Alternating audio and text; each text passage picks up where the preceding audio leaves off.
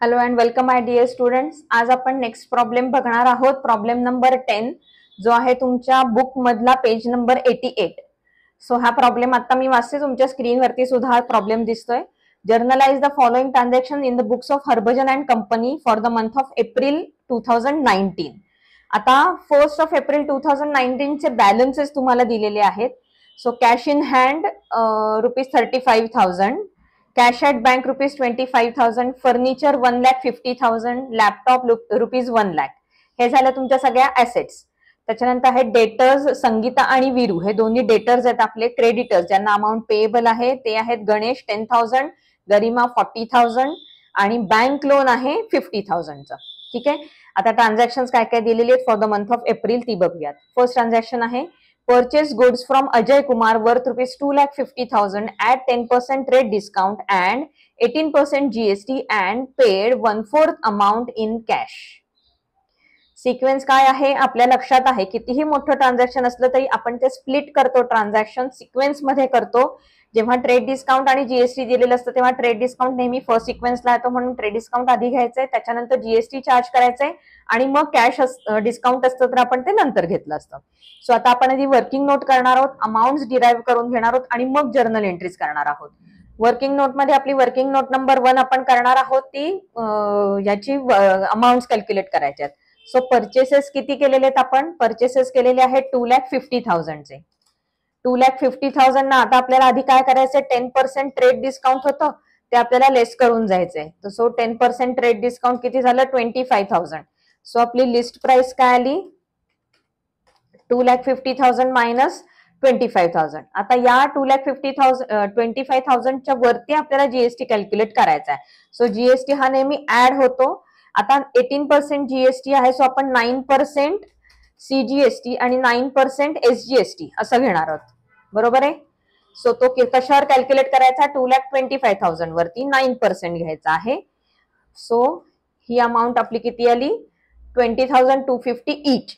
आता आपली invoice price किती आली? इनवॉइस व्हॅल्यू आपली आली 2,25,000 बेसिक प्लस जीएसटी 2,65,500. यातले 1/4 दिल्याचं दिलेलं आहे की नाही.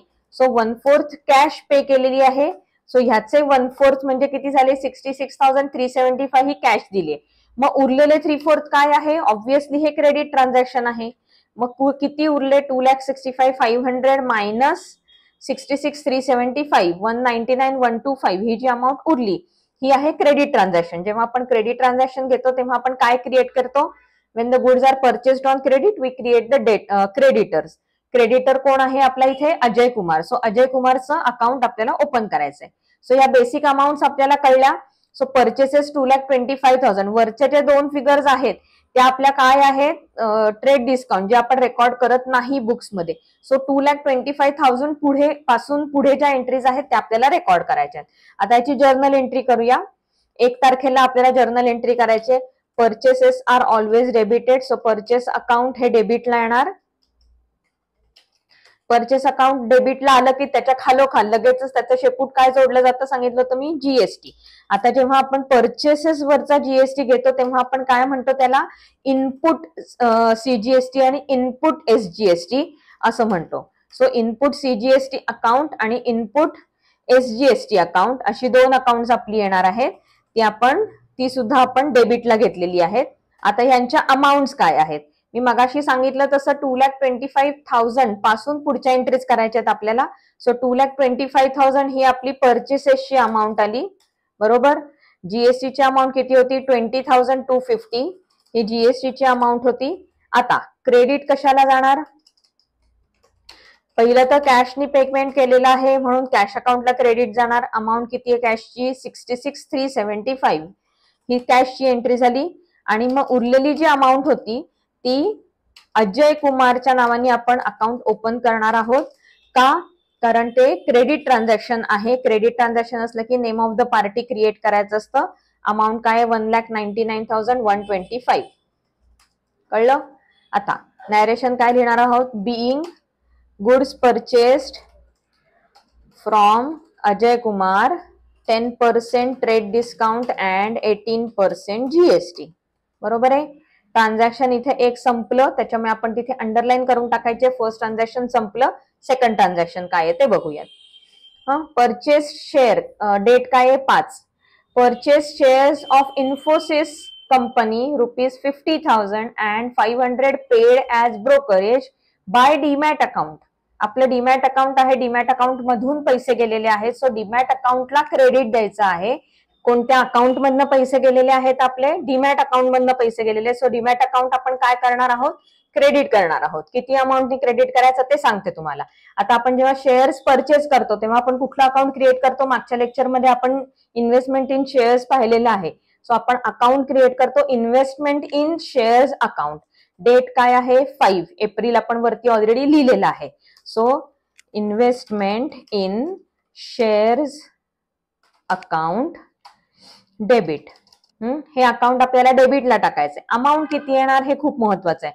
500 रुपीज इथे ब्रोकरेज पे केलेलं आहे. इन्व्हेस्टमेंट्स या आपल्या ऍसेट्स आहे. जेव्हा आपण ऍसेट प्रोक्युअर करतो तेव्हा प्रोक्युअरमेंट चार्जेस ऍसेट्स मध्ये ऍड करायचे असतात. 50,000 मध्ये 500 ऍड केल्यानंतर 50,500 अशी अमाऊंट येणार आहे आपली इन्व्हेस्टमेंट इन शेअर्सची. का? कारण ब्रोकरेज त्याच्यामध्ये ऍड झालं. आता क्रेडिट कोणाला देणार आपण? To bank demat account. असं अकाउंट क्रिएट करायचं आहे 50,500. एंट्री कळलीये का? नॅरेशन काय येणार आहे इथे?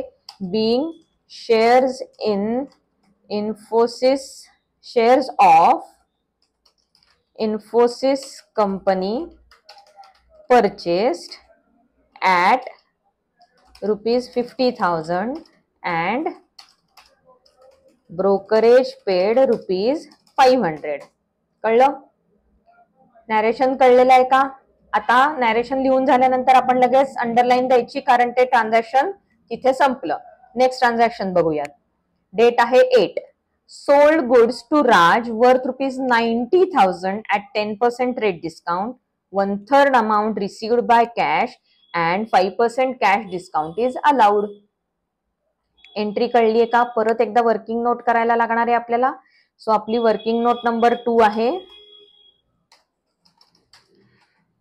आता इथे काय आहे? सोल्ड गुड्स आहेत. Goods are sold to Raj.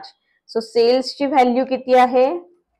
Cells कितीचे केलेत? 90,000 चे सेल्स केलेत. ट्रेड डिस्काउंट 10% ट्रेड डिस्काउंट आहे जे लेस करायचं असतं.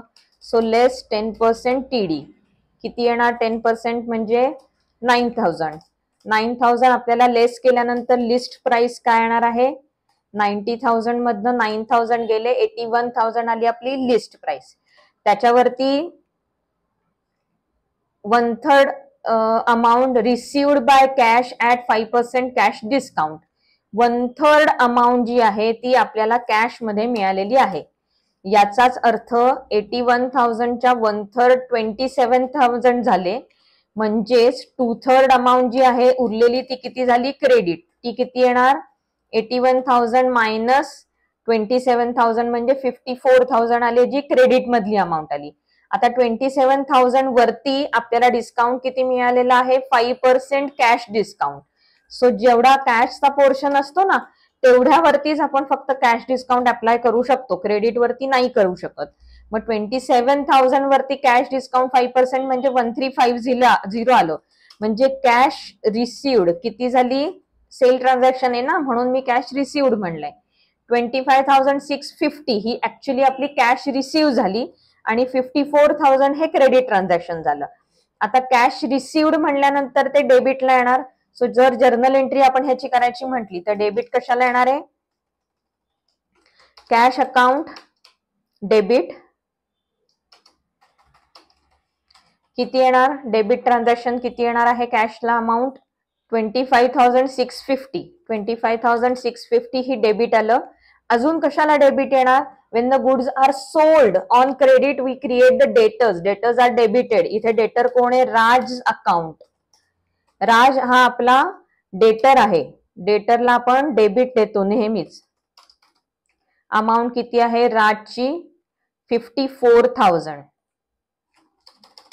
कळलं?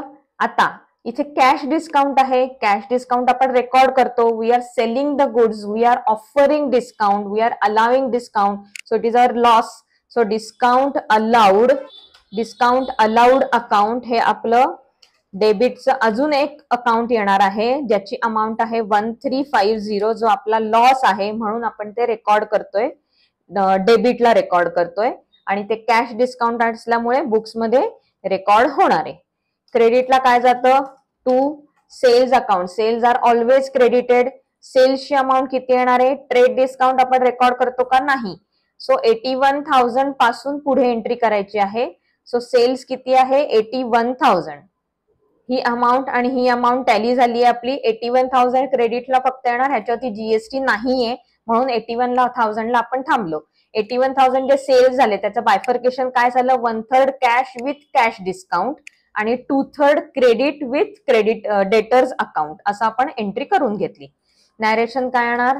Bing goods sold to mister Raj worth ₹90,000 at 10% trade discount, 1/3 cash paid with 5% cash discount. हे झालं आपलं नॅरेशन. अंडरलाईन करून टाकायचे. एंट्री तिथे संपली आहे. कळलं? नेक्स्ट ट्रान्झॅक्शन बघूयात. नेक्स्ट ट्रान्झॅक्शन बघूयात. आपलं डेट आहे 12. Paid house rent of proprietor ₹9,000 and office rent ₹5,000. House rent हा प्रोप्रायटर जिथे राहतो त्याच्या घराचा हाऊस आहे, त्याच्या हाऊसचा रेंट आहे, त्याच्याशी बिझनेसचा काही संबंध आहे का? नाही. So it is treated as drawings, कारण ते पेड बाय बिझनेस आहे म्हणून. आणि ऑफिस रेंट जो बिझनेस साठी पे केलाय तो बिझनेसचा एक्सपेंडिचर आहे. करेक्ट आहे. सो आता इथे एंट्री काय होणार आहे? Drawings account debit. आता ड्रॉइंग्स अकाउंटला काय जाणार? आपण जे हाऊस रेंट पे केलेलं आहे on behalf of the proprietor, त्याची अमाऊंट आहे 9,000, त्याच्याशी बिझनेसचा काहीही संबंध नाहीये. आणि ऑफिस रेंट जे आहे हे बिझनेसशी रिलेटेड आहे. सो त्याची अमाऊंट आहे आपली 5,000. आता 9,000 आणि 5,000 हे पेड आहे आणि कोणताही एक्सपेंडिचर पेड असतो तेव्हा कॅश और bank is credited. So to cash account या दोघांची टोटल 14,000 अमाऊंट पे केलेली आहे. Being house rent of proprietor, office rent paid. बरोबर? हाऊस रेंट जे आहे ते आपलं गेलं ड्रॉइंग्सला आणि उरलेली अमाऊंट जी ऑफिस रेंटची होती ती कुठे टाकली आपण? ऑफिस रेंट असं अकाउंट क्रिएट केलं कारण तो बिझनेसचा एक्सपेंडिचर आहे. Expenses are always debited. Next transaction बघूया. डेट आहे 15. Purchase laptop ₹60,000 and 18% GST paid amount by cheque. Purchase केले. काय परचेस केले? लॅपटॉप. लॅपटॉप वरती जीएसटी परचेसेसला जोडून डेबिटला घ्यायचा, कारण लॅपटॉप ही ऍसेट आहे. ऍसेट इन्क्रीज होणारे म्हणजे ती डेबिटला येणार. When the laptop is coming in it is debited. So laptop account debit. आता इथे तुम्ही लॅपटॉपच्या ऐवजी दुसरं काय म्हणू शकता? Computer and printer. Computer and printer account debit असंही तुम्ही म्हणू शकता. काही जण लॅपटॉप अकाउंट असं सेपरेट अकाउंट सुद्धा क्रिएट करतात, तसंही तुम्ही करू शकता. लॅपटॉपची व्हॅल्यू काय आहे? 60,000. 18% जीएसटी हे याचाच अर्थ इनपुट सीजीएसटी आणि इनपुट एसजीएसटी आहे. परचेस केले त्याच्यामुळे इनपुट सीजीएसटी अकाउंट डेबिटला येणार. जिथे परचेस आहे त्याला जोडून त्याचा जीएसटी येतो. हा किती आहे? 9% आहे. म्हणजे किती आला? 5,400 आणि इनपुट एसजीएसटी पण तितकाच आला 5,400. 5,400 सीजीएसटी, 5,400 एसजीएसटी दोन्ही आले. आणि ही अमाऊंट कशी दिलेली असं दिलेलं त्यांनी? चेकनी दिलेली आहे. सो टू बँक अकाउंट क्रेडिटला येणार आहे. अमाऊंट काय आली आपली? 70,800 ही क्रेडिटला आलेली अमाऊंट आहे, कारण अमाऊंट पेड बाय चेक असं दिलंय. Being laptop purchased and 18% GST paid. झालं? इथे अंडरलाईन करून टाकायची. ट्रान्झॅक्शन संपलाय. नेक्स्ट ट्रान्झॅक्शन आहे डेट 20. डेट आहे 20. Paid transport charges on the above laptop ₹1,000 at 18% GST. Again, laptop is an asset. when the asset is purchased or procurement charges are added to the asset. So again computer and printer account debit, इथे transport charges account debit येणार नाही. Amount किती आहे 1000. या 1000 वरतीच आपण GST पण पे केलेला आहे. सर्व्हिस परचेस केली म्हणजे डेबिट येणार. इनपुट सीजीएसटी अकाउंट डेबिट 9% आहे म्हणजे 90 रुपीज झाले. आणि इनपुट एसजीएसटी अकाउंट पण डेबिटलाच येणार. अमाऊंट किती येणार आहे त्याची 90, सेम अमाऊंट. आणि हे कसं पे केलेलं आहे, दिलेलं नाहीये, हे चेकनी केले पे केलंय म्हणून आपण इथे काय घेणार आहोत, टू कॅश अकाउंट घेणार आहोत. अमाऊंट किती झाली 1180. दोन्हीची total plus 1000 basic transport. Narration मध्ये काय लिहायचं आहे, being transport charges paid for laptop with GST 18% GST. कळलं. हे ट्रान्झॅक्शन झालं आपलं ट्रान्झॅक्शन नंबर 20. नेक्स्ट ट्रान्झॅक्शन बघूया. ट्रान्झॅक्शन 25 डेट आहे. Paid commission ₹20,000 to Ram. Paid commission आहे 20,000 आहे. ज्या अर्थी राम हे नाव दिलेलं आहे पण पेड असं पण दिलेलं आहे. मग जर पेड असेल तर आपण रामचं नाव घेतो का, नाही घेत. पेड म्हणलं की कॅश घेतो. कमिशन पे केलेलं आहे सो कमिशन अकाउंटला डेबिट देणार. इथे मी अंडरलाईन करते. कमिशन अकाउंट डेबिट पेड आहे त्याच्यामुळे आपलं तो एक्सपेंडिचर आहे. Commission account debit 20,000 to cash account, कारण इथे पेड असा शब्द वापरलेला आहे म्हणून. Being commission paid to Ram. इतकं सोपं ट्रान्झॅक्शन आहे. Next, paid telephone charges ₹1000. आत्ताच होतं तसंच, फक्त इथे नेम ऑफ द पार्टी दिलेलं नाहीये ज्याची गरज पण नाहीये. So 26 telephone charges account debit. Amount किती आहे टेलिफोन चार्जेसची 1000. टेलिफोन चार्जेसची अमाऊंट होती 1000. पेमेंट कसं केलेलं आहे, कॅश मध्ये. So to cash account 1000. Narration being telephone charges paid. Underline. Next transaction 28 transferred from private bank account of proprietor to business bank account ₹40,000. प्रोप्रायटरचं प्रायव्हेट अकाउंट याचा अर्थ त्याचं पर्सनल अकाउंट आहे जिथून त्यांनी बिझनेसच्या अकाउंटमध्ये पैसे ट्रान्सफर केलेत. म्हणजे त्यांनी बिझनेसला पैसे दिले म्हणजेच त्यांनी कॅपिटल प्रोव्हाइड केलं, ऍडिशनल कॅपिटल. करेक्ट. जेव्हा बिझनेसमध्ये प्रोप्रायटर कोणत्याही फॉर्म मध्ये पैसे आणतो तेव्हा त्याला कॅपिटल अकाउंट असं म्हणतात. So capital account is always credited. Debit कुठे झालेले आहेत, पैसे बँकेमध्ये डिपॉझिट झालेले आहेत, बिझनेसच्या बँक अकाउंटमध्ये डिपॉझिट झाले. So who is the receiver? Bank is the receiver. So bank account is debited. So bank account, इथे बिझनेस बँक अकाउंट वगैरे असं म्हणायचं नाही, नुसतं बँक अकाउंट. किती आहे 40,000 टू कॅपिटल अकाउंट 40,000. नॅरेशन काय लिहिणार आपण, being amount transferred by proprietor to business bank account. कळलं. नॅरेशन कसं लिहायचं सांगितलं मी, ट्रिक तुम्हाला सांगितली होती. अमाऊंट सोडून द्यायची, उरलेलं सगळं वाक्य नॅरेशन मध्ये लिहून टाकायचं. काय लिहायचं कळलं नाही तर. नेक्स्ट आहे 30 bought goods for ₹1,50,000 at 12% as GST by cheque. Goods bought म्हणजे purchased goods for ₹1,50,000 at 12% GST. इथे वर्किंग नोट करायची गरज नाहीये. 12% जीएसटीचं स्प्लिट कसं होतं, 6% CGST, 6% SGST. Goods are purchased. When the goods are purchased, purchases account is debited. So purchases account debit. Amount किती आहे 1,50,000. त्याला 6% CGST येणार आहे. सो इनपुट CGST अकाउंट किती येणार 6% म्हणजे 9,000. 1,50,000 चे 6% म्हणजे 9,000. आणि SGST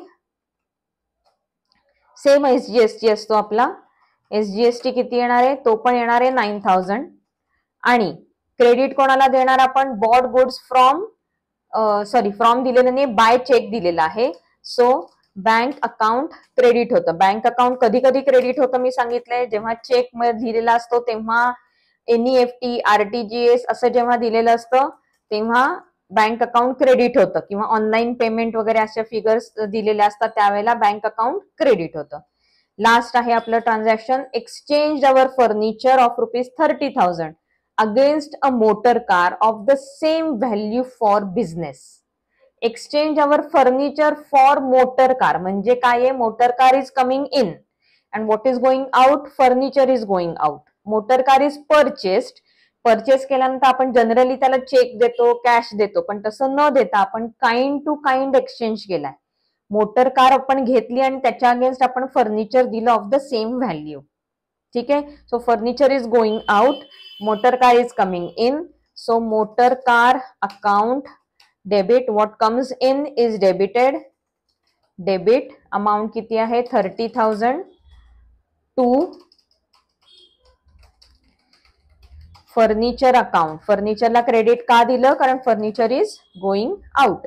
being furniture exchange against motor car purchase. झालं कळलं.